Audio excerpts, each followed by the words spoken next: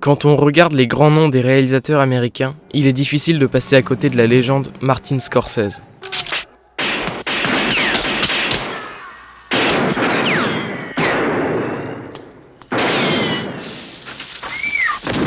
De Who's That Knocking at My Door à Irishman, en passant par Taxi Driver et Shutter Island, aujourd'hui intéressons-nous à l'histoire de ce réalisateur mythique tout en décryptant les films qui ont marqué un tournant dans sa carrière. Mais juste avant que la vidéo ne commence, je vous invite à la liker si vous trouvez qu'elle vous plaît et à vous abonner pour ne rien manquer de nouveau sur la chaîne. Sans plus tarder, commençons la vidéo. Notre histoire commence au début des années 50 à New York dans le quartier de Little Italy. Retenez bien cette information car elle aura son importance plus tard dans la vidéo. Là-bas, le jeune Martin Charles Scorsese souffre de crises d'asthme régulières. Ne pouvant donc pas exercer d'activité physique régulière et ses parents étant acteurs, ces derniers l'emmenèrent régulièrement au cinéma, créant une véritable passion chez lui. Pourtant, dans un premier temps, il envisagera une vie religieuse avant de se faire envoyer du séminaire pour indiscipline. En 1960, à seulement 18 ans, Martin Scorsese intègre l'université de New York où il retrouvera sa passion pour le cinéma à travers les cours de la Tisch School of Art. Là-bas, il réalisera ses premiers courts-métrages avant de se lancer dans un projet plus long, Who's That Knocking at My Door. Souvent considéré comme le film numéro 0 de Scorsese, il raconte une sombre histoire d'amour dans le quartier de New York que Scorsese connaît le mieux, Little Italy. Originalement prévu comme un projet de fin d'études, sous le nom de Bring Out the Dancing Girls, et avec un budget de seulement $30,000, ce dernier sort à un gros problème. Le scénario déplaît à Eg Moonigan, qui n'est autre que le professeur de Scorsese.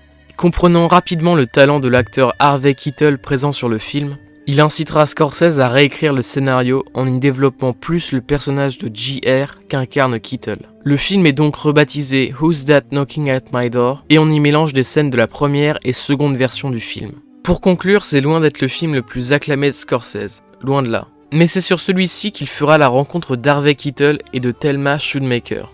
Tous deux auront une grosse importance dans sa carrière et le suivront sur ses projets futurs. Keitel deviendra son premier acteur récurrent et Schoonmaker sa monteuse de premier choix. En bref, dans son premier long métrage, Scorsese plante les graines de son univers.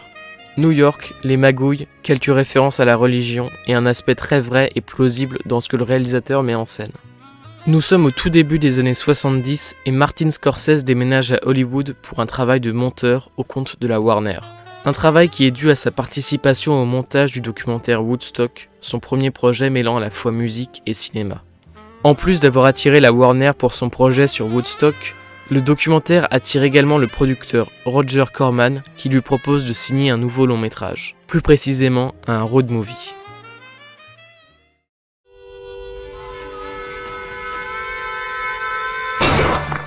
Bertha Boxcar est considéré comme le premier vrai Scorsese. La genèse du projet viendra directement du producteur, inspiré de Bonnie and Clyde et du roman Sister of the Road, une biographie fictive de Bertha Thompson. Le film est avant tout une contemplation des États-Unis de la Grande Dépression. Bien que le film soit considéré comme mineur dans l'œuvre de Scorsese, on y retrouve là encore des germes de son univers si particulier. Pourtant, en 1972, lors de la sortie officielle du film, Scorsese s'avouera déçu du résultat.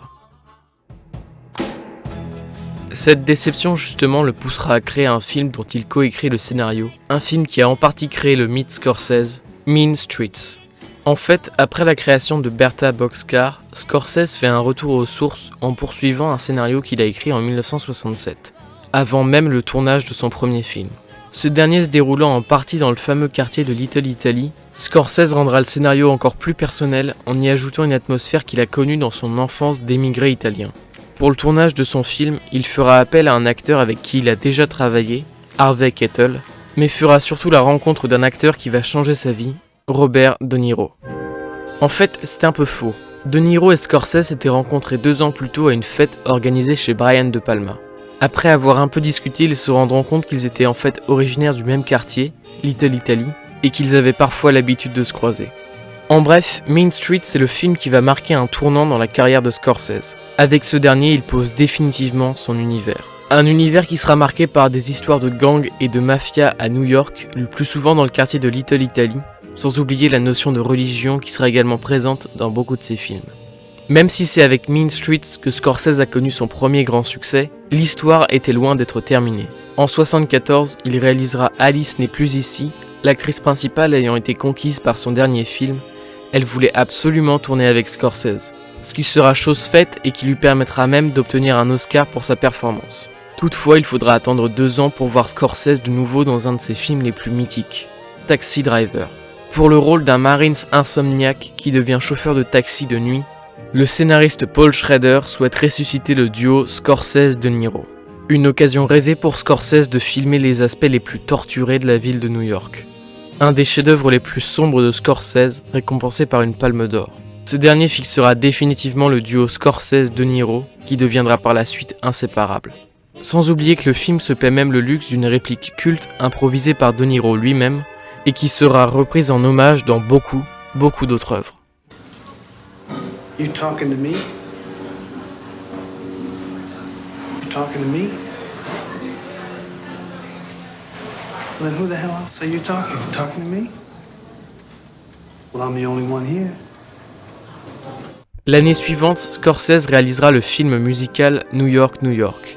Film qui recevra un accueil très négatif tant par la presse que par le public. En 1978, il enchaînera avec un documentaire, The Last Waltz, où dans ce dernier on découvre le dernier concert d'un groupe de rock canadien, The Band. Autour de cette soirée d'adieu, d'autres artistes seront présents comme Bob Dylan ou encore Neil Young. Ce qui est important à retenir, c'est qu'en 1978, soit un peu moins de 10 ans après le tournage du premier Scorsese, il avait déjà trouvé 6 des 7 aspects qui caractérisent son cinéma.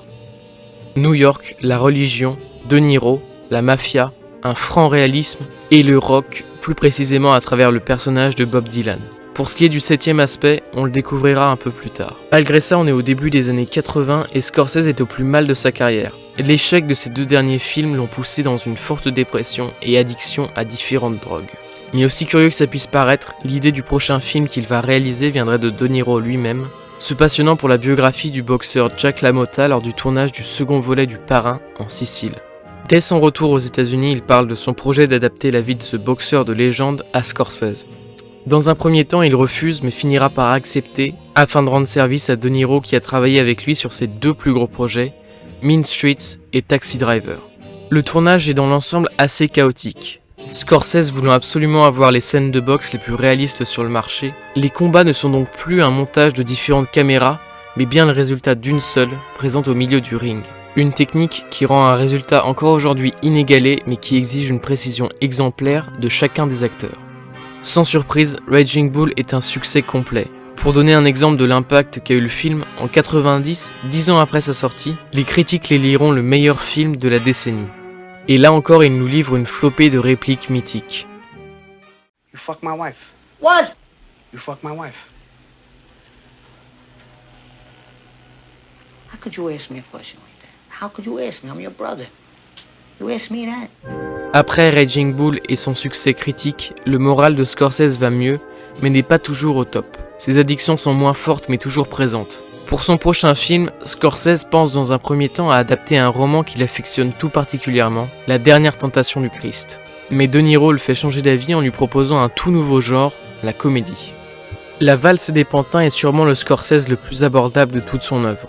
Un film se déroulant une nouvelle fois à New York. Le pitch est simple, le personnage qu'incarne De Niro souhaite à tout prix devenir un grand comique. S'ensuit alors une évolution du personnage à travers celui de Jerry Langford, un présentateur télé qui l'idolâtre. Ce film sera dans un premier temps un échec au box-office mais deviendra culte au fil des années. Le véritable intérêt du film n'est pas là. Il marque en réalité la fin définitive de la dépression qui hantait Scorsese. Sans oublier l'impact que le film a eu près de 35 ans après sa sortie sur le scénario du tout récent Joker, avec un De Niro qui jouera cette fois-ci le rôle du présentateur télé. Tu veux une autre blague, Murray? Non, tes blagues, on les a assez entendues. J'obtiens Non, quoi? merci, ça si ira. tu croises un Assez allié entendu mental tes et blagues comme ça, c'est solitaire bon. avec une société qui l'abandonne dans son coin et le traite comme de la Appelle merde, la police. je vais te dire, moi, ce que Appelle la t'obtiens, police. t'obtiens ce que tu mérites, enculé!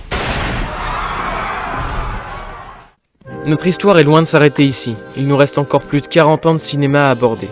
Pour ce faire, je vous donne rendez-vous dimanche prochain pour la seconde partie de cette vidéo. En attendant, moi je vous dis à plus.